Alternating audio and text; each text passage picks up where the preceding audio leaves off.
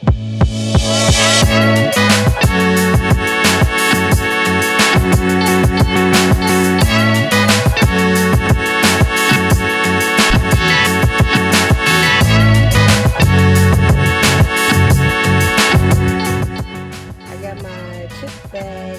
they're gonna put candy in it.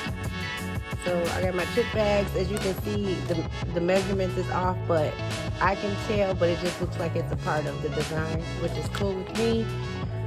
But yeah, so this is how once I put them on and fold them. See, this is what I'm talking about. Y'all see it's like right there and right there, but it's fine because you really can't tell. And then I'm going to use the cramper or whatever it's called to do that. And then in the inside, it is a strip of double-sided tape so they can close it when they fill it. And that's what it is. So this is what I'm doing here. I'm actually closing them.